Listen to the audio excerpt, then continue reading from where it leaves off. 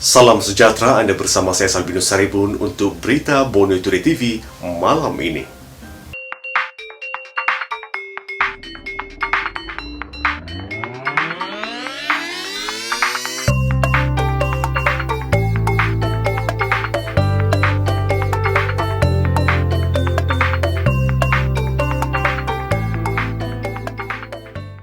Perdana Menteri Tan Sri Muhyiddin Yassin mengumumkan pakej rancangan ekonomi prihatin rakyat bernilai RM250 bilion bagi menangani kesan akibat wabak COVID-19. Setiap rakyat Malaysia daripada pelbagai peringkat menerima manfaat dalam pakej rancangan ekonomi prihatin rakyat bernilai RM250 bilion bagi menangani kes wabak COVID-19 yang diumumkan Perdana Menteri hari ini. Tan Sri Muhyiddin Yassin berkata pakej berkenaan mencakupi RM128 bilion untuk kebajikan rakyat, RM100 bilion bagi menyokong perniagaan dan RM2 bilion untuk memperkukuhkan ekonomi selain RM20 bilion dalam pakej terdahulu. Pakej prihatin ini akan menyediakan bantuan segera untuk meringankan beban yang ditanggung oleh anda semua. Sama ada anda seorang nelayan di Kukup, Johor, ataupun pekebun kecil di Jeli, Kelantan, anda pengusaha chalet di Cerating ataupun penarik beca di Melaka, niaga pasar malam di Kuala Lumpur ataupun pasar tamu di Kundasang, anda semua akan menikmati faedah ataupun manfaat daripada pakej rancangan ekonomi yang peduli rakyat ini. Seperti yang saya sebutkan, tiada golongan yang akan tercicir. No one will be left behind. Keutamaan kerajaan pada waktu ini ialah untuk membendung penularan wabak COVID-19. Katanya tiada golongan yang akan tercicir. Tan Sri Muhyiddin berkata Kementerian Kesihatan yang menjadi pejuang barisan hadapan negara berdepan COVID-19 menerima peruntukan tambahan RM1 bilion iaitu tambahan kepada RM500 juta yang telah diumumkan sebelum ini. Katanya setiap doktor, jururawat dan petugas kesihatan menerima kenaikan allowance khas daripada RM400 sebulan kepada RM600 sebulan bermula 1 April sehingga pandemik COVID-19 berakhir. Sementara itu, pasukan keselamatan yang turut terlibat secara langsung berdepan COVID-19 menerima allowance khas RM200 iaitu anggota polis, tentera, imigresen dan rela serta semua yang terlibat. Pelbagai jenis bantuan turut disediakan untuk rakyat tidak kira dalam kategori miskin, B40 atau M40, semuanya mendapat manfaat. Kerajaan Persekutuan akan bekerjasama dengan kerajaan negeri khususnya di Sabah dan Sarawak bagi memastikan semua bantuan seperti diumumkan dalam pakej rancangan ekonomi prihatin rakyat sampai dengan cepat. Perdana Menteri juga berkata beliau menyedari mereka yang berada di rumah panjang di Sarawak, pertempatan orang asli serta kawasan yang jauh di pedalaman di segenap ceruk rantau negara ini mungkin bimbang bantuan yang disediakan kerajaan lambat sampai. Muhyiddin berkata selain memastikan aktiviti ekonomi negara berterusan, kerajaan akan memberi tumpuan kepada aktiviti pelaburan domestik yang mempunyai kesan pengganda yang tinggi dan mengekalkan pekerjaan. Jelasnya untuk tujuan itu, kerajaan mengenal pasti beberapa projek kecil seperti menambah baik jalan, menaik taraf sekolah daif di Sabah dan Sarawak, membersihkan rumah ibadat dan balai polis serta meningkatkan kemudahan pelancongan yang akan memanfaatkan kontraktor kelas G1 hingga G4. Bagi tujuan ini, peruntukan sebanyak RM2 bilion. Peruntukan RM200 juta untuk pembangunan infrastruktur asas luar bandar yang disediakan dalam pakej bantuan COVID-19 Sabah akan dilaksanakan segera sebaik sahaja Perintah Kawalan Pergerakan PKP berakhir. Menteri Pembangunan Luar Bandar Datuk Iwan Benedict berkata, pada asalnya sebanyak 1,000 projek yang diberikan akan dilaksanakan selepas sahaja PKP berakhir 31 Mac, namun telah dilanjutkan oleh Perdana Menteri. Ketika Kabinet Negeri memutuskan pakej itu, masih belum ada lanjutan PKP diumumkan katanya. Beliau berkata demikian ketika mengulas kritikan daripada beberapa pihak yang mendakwa program pembangunan itu tidak diperlukan. Pakej bernilai 670 juta ringgit itu bukan sahaja meliputi perkara penting semasa PKP, tetapi juga selepas PKP kerana kita perlu merangsang ekonomi di setiap daerah, katanya. Pemimpin pembangkang sebelum ini mempertikai peruntukan 200 juta ringgit itu dengan mendakwa tidak diperlukan buat masa ini. Sebaliknya perlu difokuskan kepada membantu rakyat membeli makanan selepas kehilangan pendapatan. Datuk Iwan berkata pelaksanaan pakej berkenaan akan dilaksanakan dengan kerjasama pejabat setiausaha kerajaan negeri, manakala Kabinet akan sekali lagi membentang pakej pasca PKP dalam sidang Dewan Undangan Negeri bulan depan. Sementara itu, Pembantu Menteri Kewangan Sarifuddin Hatta berkata, Setiausaha Agung Parti Bersatu Sabah, Datuk Jahid Jahim, sepatutnya melihat pakej bantuan COVID-19 Sabah secara menyeluruh bukannya tertumpu kepada kategori ketiga sahaja yang membabitkan peruntukan 200 juta ringgit membina projek-projek kecil. Sarifuddin berkata kategori ketiga pakej tersebut adalah berbentuk rangsangan ekonomi dengan mencipta faktor yang mewujudkan kecairan pasaran, manakala pakej kedua telah memberi fokus kepada bantuan langsung untuk rakyat. Pakej bantuan COVID-19 Sabah bernilai 670 juta ringgit yang diumumkan Ketua Menteri Datuk Seri Panglima Haji Muhammad Shafie bin Haji Abdal kemarin sememangnya amat ditunggu-tunggu rakyat Sabah, terutama yang terjejas akibat Perintah Kawalan Pergerakan PKP. Tinjauan BTTV di sekitar Penampang mendapati rata-rata rakyat berpuas hati dengan pakej berkenaan dan berharap pelaksanaannya dilakukan sebaik mungkin untuk memastikan rakyat yang benar-benar terkesan atau terjejas sahaja yang mendapat manfaat itu. Cuma perlu cek betul-betul lah yang derang yang perlu betul-betul. Sebab kau tahu sekarang kan banyak juga yang mopok silap, yang berduit pun cakap derang miskin juga. Yang orang yang betul-betul perlu tidak kena tengok. Yang mau tengok betul-betul, yang mau cek lah betul-betul yang derang memang susah. Sebab banyak yang susah tidak kena tengok juga. Orang yang berduit, yang senang sikit, itu pula yang dapat bantuan. Perlu cek lah betul-betul. Jangan yang macam dong tinggal yang di depan sih, yang di belakang dong tidak tengok bang. Bantuan ni memang bagus. Tapi sepatutnya saya setuju, bukan sepatutnya lagi, memang saya setuju dibagi kepada golongan rakyat, khususnya golongan yang terkena dengan masalah COVID ni. Bukan lagi golongan terkena, tapi semua rasanya.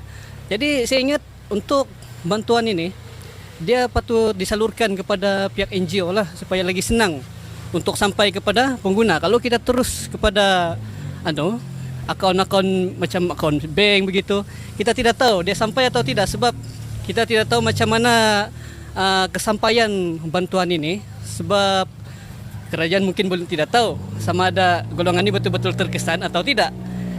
Orang ramai juga berpendapat kerajaan harus juga mengambil kira mereka yang tidak ada dalam senarai sistem e-Kasih. Saya berpendapat kerajaan harus menyaluran bantuan ini dengan lebih teratur melalui MPKK dan sebagainya lah. Sebab MPKK lebih mengetahui dalam keadaan dalam kampung. Mereka turut mengalu-alukan pemberian diskaun 30% bayaran bil elektrik dan pengecualian bayaran bil air selama 3 bulan yang menunjukkan keprihatinan kerajaan terhadap rakyat Sabah. Apa yang diumumkan oleh Datuk Seri Shafie memang banyak membantu sama rakyat Sabah lah. Terutama dari segi bantuan pasal yang potongan bil elektrik, bil air. Pasal apa kita dalam kita berperap di rumah saja. So itu air, itu bil memang saya rasa meningkat lah. Akan meningkat pasal pasang kipas lah, pasang aircon lah. So memang kerajaan prihatin soal ini. So dia punya meaning sini stay at home, jangan jalan-jalan. Itu pasal kerajaan bagi diskaun air sama karen. So kita baik kerjasama untuk kasih putus itu rangkaian itu virus lah. So dari segi yang pelajar tempat 300 tu memang bagus. Pasal diorang pun tidak boleh jalan-jalan di KL. Memang mereka perlukan bantuan lah soal tu. So kita ucap terima kasih kepada Datuk Seri Sapi lah pasal dia paham kehendak rakyat.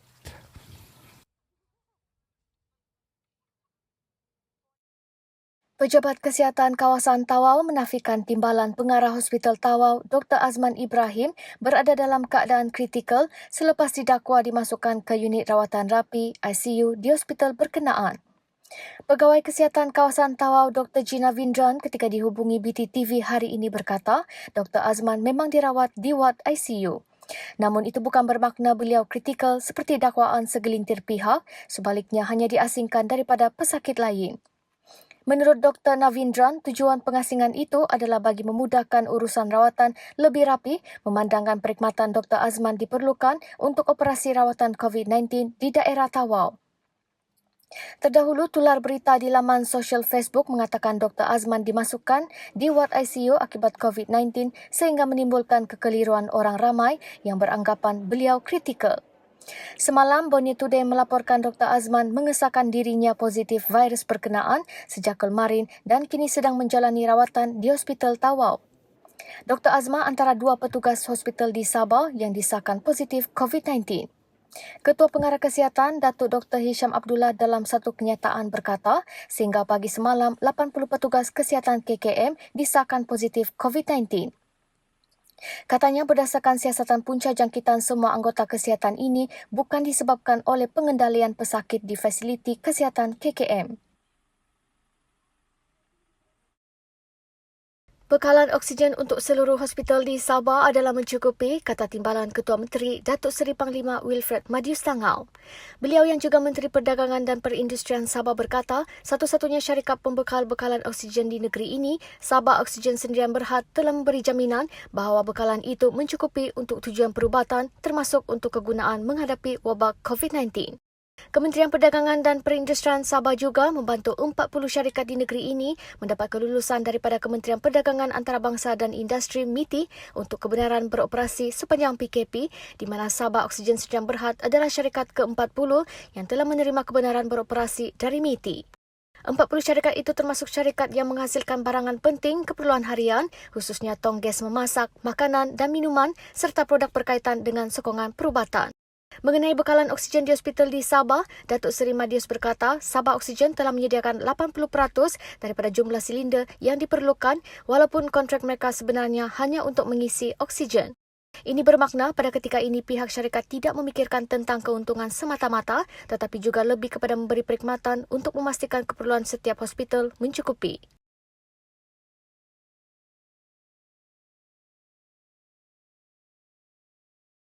Seorang pengurus ladang berusia 44 tahun diberi amaran keras selepas didapati melanggar arahan PKP di sebuah ladang Jalan Sigama Lahadatuk semalam.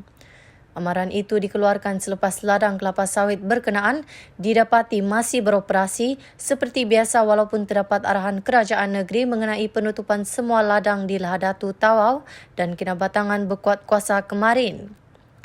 Ketua Polis Daerah Lahadatuk Assistant Commissioner Nasri Mansor berkata, terdahulu sepasukan anggota polis melakukan serbuan di ladang berkenaan bagi tujuan pemantauan. Seramai 25 pekerja terdiri daripada 18 lelaki dan 7 wanita berumur antara 20 hingga 47 tahun diarahkan menghentikan kerja masing-masing dan diberikan taklimat serta amaran mengenai arahan penutupan operasi ladang. Tambahnya pengurus ladang berkenaan turut dipanggil ke Ibu Pejabat Polis Daerah Lahadatuk untuk memberi keterangan. Amaran keras diberikan kepada pengurus ladang tersebut kerana ingkar peraturan PKP. Tegas SCP Nasri, mana-mana individu termasuk pekerja ladang dan kilang berdepan risiko tindakan tegas termasuk ditangkap jika masih berdegil, selaras dengan Akta Pencegahan Pengawalan Penyakit Berjangkit 1988. Selain itu, individu berkenaan turut boleh dikenakan tindakan mengikut Seksyen 186 Kanun Keseksaan kerana menghalang penjawat awam menjalankan fungsi jawatannya. Semua pengurusan masjid utama di Kota Kinabalu mematuhi arahan larangan sementara terhadap semua aktiviti termasuk solat fardu dan Jumaat. Tinjauan BTTV di masjid berkenaan mendapati semua pintu pagar ditutup. Hanya seorang pengawal keselamatan bertugas di pintu utama masjid tersebut bagi memastikan tiada individu yang menunaikan solat di situ. Situasi sama turut dirakamkan di Masjid Bandaraya Kota Kinabalu yang menyaksikan tiada sebarang aktiviti di masjid berkenaan.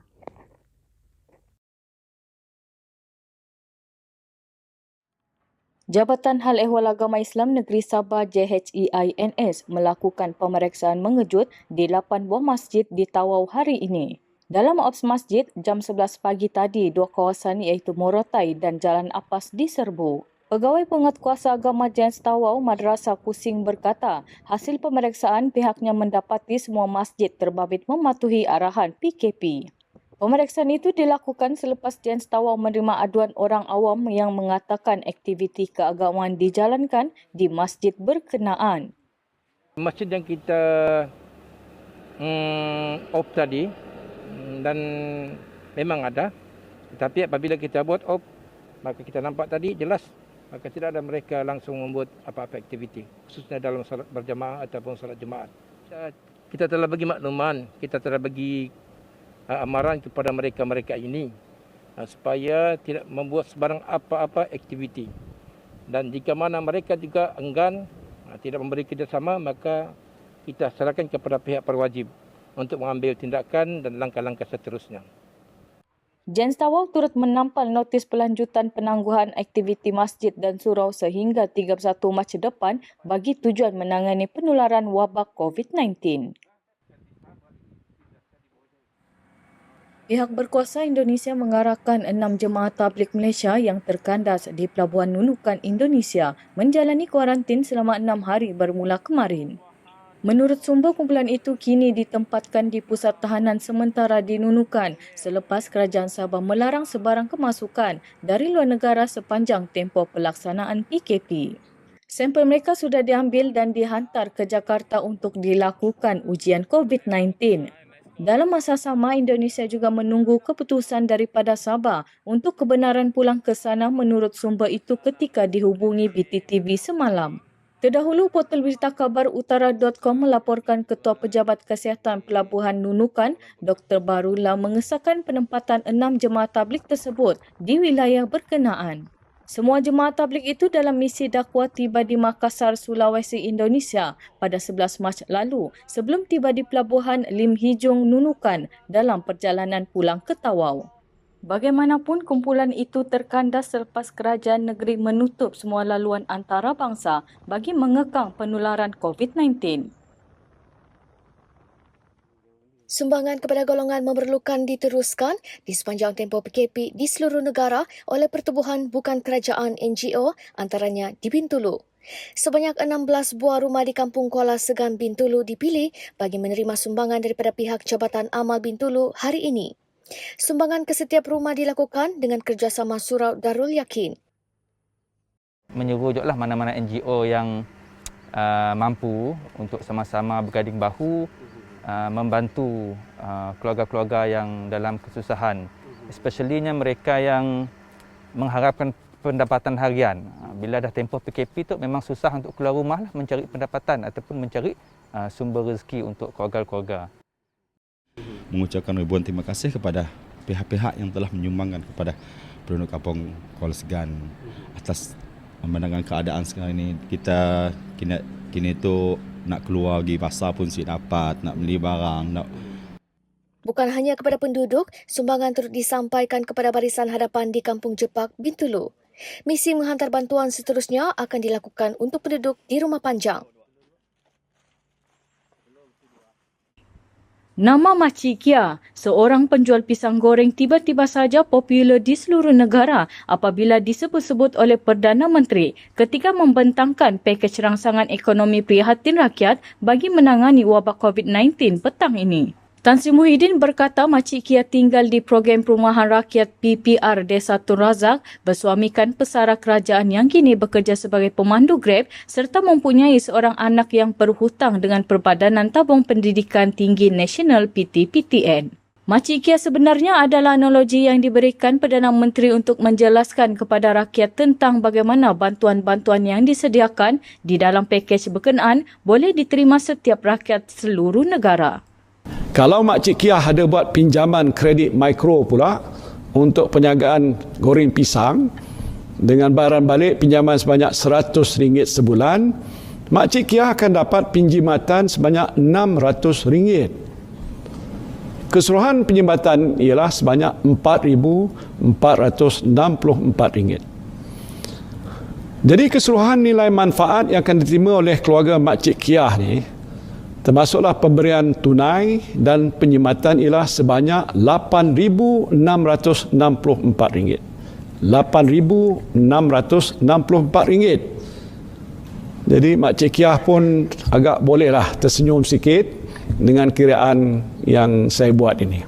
Tan Sri Muhyiddin berkata Makcik Kiah akhirnya boleh tersenyum sedikit kerana pakej bantuan itu membolehkan keluarganya menerima manfaat sebanyak RM7,864. Makcik Kiah sebenarnya adalah kumpulan rakyat termiskin di negara ini yang akan menerima manfaat paling besar daripada pakej bantuan bernilai RM250 bilion itu, memandangkan golongan tersebut paling teruk terjejas sepanjang Perintah Kawalan Pergerakan PKP dilaksanakan.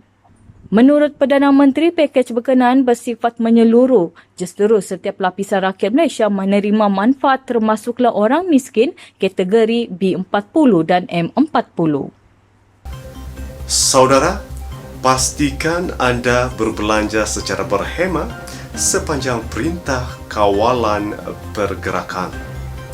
Ingat, ini rupa halia. Ini rupa kunyit. Jangan sampai tersilap beli. Salvina Saribun, BTTV.